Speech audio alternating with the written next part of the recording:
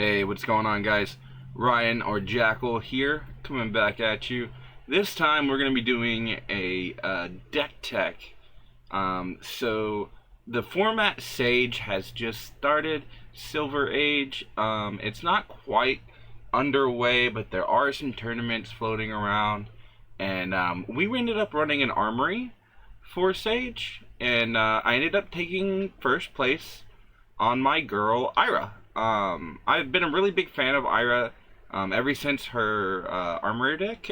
When she came out in her armory deck, I slowly transitioned into the Kadochi version of Ira with Mask, and fell in love with that playstyle. And then getting to enact it and see like what it can do in Silver Age is just it's a very powerful and consistent deck. Now. I did probably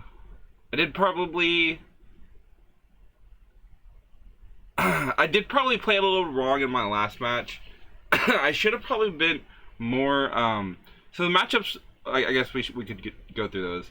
The match my round one was into Betsy, which was really cool. I love seeing the range of champions you see in Sage. First round was into Betsy, and I was able to kind of tempo her down with the 1-2-5 combo.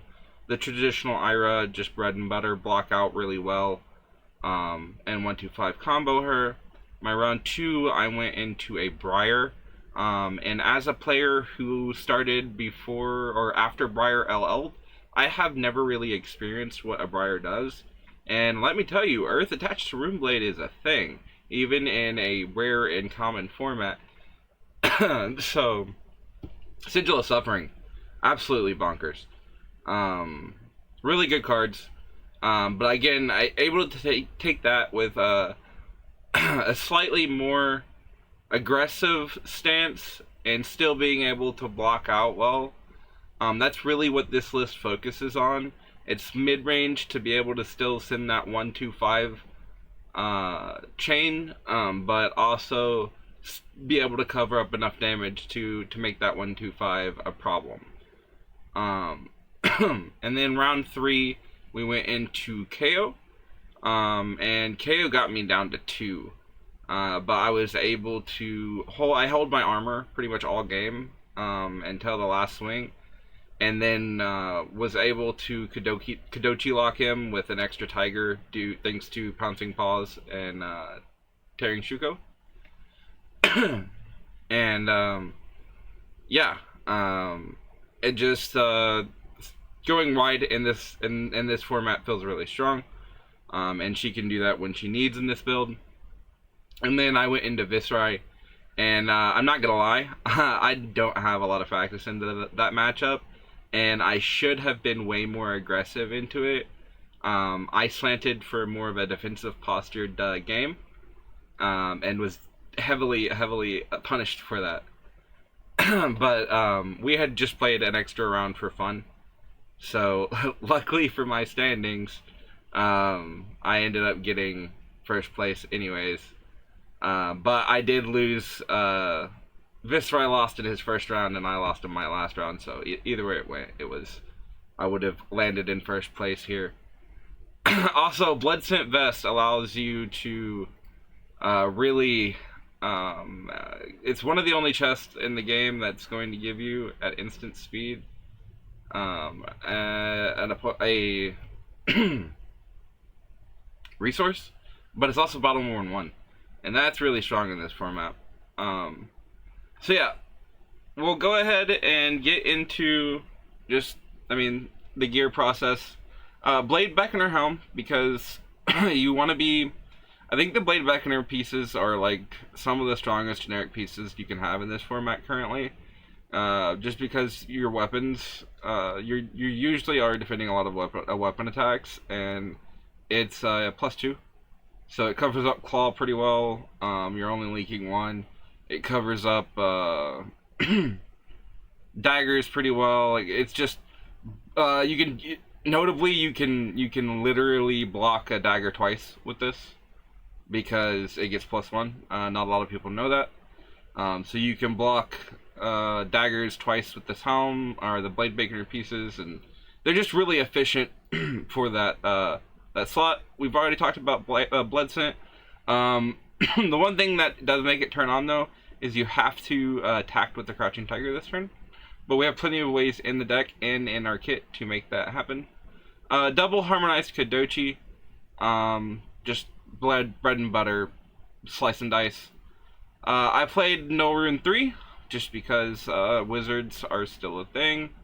I don't know. You'll always catch in most of my list. I respect wizards too much, I think, and I'm always packing some sort of No Rune 3. Pouncing Paws is your go-to legs. One, they're battle worn, one, so they stick around, and two, you can destroy it and create a Crouching Tiger in your Vanish Zone. You can play it this turn. That, coupled with Tearing Shuko, giving your next Crouching Tiger +2, means you can have a Crouching Tiger on the chain at any point in time you want for 2, or you can send it for a 3 on your second attack during like a Kodochi lock turn, or a turn you want to be pulling cards out of their hand. So if we get down into the actual deck, I don't know if I actually even have like a side deck. No. Okay, yeah. So we'll just go over the deck. The side deck's in here. I'll go over those. Obviously, one of the side deck cards, techie cards, is Arcane Polarity. I love this card. It's basically a better sigil into all of the Runeblade matches. It helps you into your wizard matches. It's just really good and above rate for what it's doing. So yeah, being able to take a Runeblade and heal 4 off of it, just super good. Bittering Thorns, you're playing this just because, I mean, you're playing this in regular IRA right now. Why would you not be playing it in Stage? Flexing Claws is another way to kind of force that Crouching Tiger, especially if you need the Blood Scent vest at that point. So you can kind of make this like a 5 on, you go second, even if you don't want to get value, you just need the Blood Scent, send like a 2 cost. You can make this a 5, make the Tiger, send Tiger for 0, pop Blood Scent, and then send 2 cost. But Flexing Claws is really good. Humble. A lot of heroes are going to be really dependent on their hero powers. Like Chain, right? Chain is really, really dependent on being able to make his things go again. So, Humble just kind of wrecks that ability, making their hero text box empty. Looking for scrap. I'm a huge looking for scrap fan. I think it's on rate in CC, so it's really above rate in Sage, in my opinion. And you're playing the blues to facilitate this anyways. So, Razor Reflex. It's a generic attack reaction that can give your cards go again. And that is something that is really important. So say you want to lead like with a Snatch, or say your Soulbead Strike doesn't hit, you can go ahead and pump them with the Reflex, allowing them to hit, get the card, and go again. Scar for a Scar, just because oftentimes the games are races. You're racing each other down, so there's going to be times you're lower health. So this could be a really good starter, or it's also a very good chain ender. 0 for 4 is always a respectable number. We do Red Sirens. It's a 2 for 6 that heals. So in my opinion, you're getting it's like a 4-point value card. So I really like that card, and allows you to stay in the matches longer. We've talked about Snatch and Soulbead Strike. Soulbead Strike is more of a chain opener, whereas Snatch is more of a chain ender. Both can be chain enders if need be, but generally Soulbead Strike is to go more wide. Sound the Alarm, general good 1 for 5. Basically the hero has to show you their hand, and if there's any attack reaction cards, you can search your deck for a defense reaction and put it on the top of your deck for the next turn. So that's really on right, really good.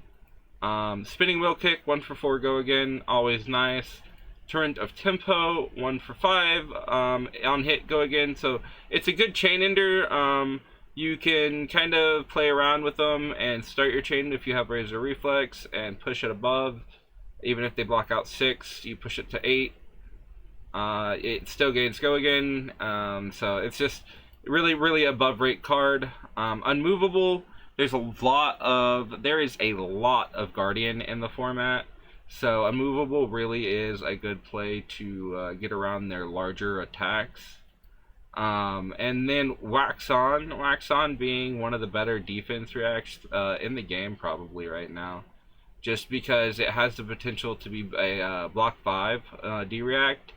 A lot of Broomblade stuff is 0. A lot of Ninja stuff is 0. There's just plenty of 0 attacks that this is going to get buffed to 5 to. And then we're playing Aspect of the Tiger Mind, Black Heel Kick. A lot of this stuff is just going to be looking for scrap fodder. Aspect of the Tiger Mind is specifically there because it can gain go again and create a Crouching Tiger near advantage this turn if it's following a blue card. Black Heel Kick, strictly there for the 1 in the bottom, that way you can looking for scrap it. Legacy of the Ikaru, really strong. It's another pump card to make sure your on hits hit to get go again or draw the card. 1-2 punch, once again, it's there just for that little 1 right there and the 3 in the corner. It's no other thing. Other than it being a blue and a 0 pitch, right? Like, it's dagger bait that feeds looking for scrap. Pouncing Kui actually has use. Its combo, if Crouching Tiger was the last attack this combat chain, this gets +1 and go again. So you can see use in this cards a couple times throughout the game, depending on how your hands line up.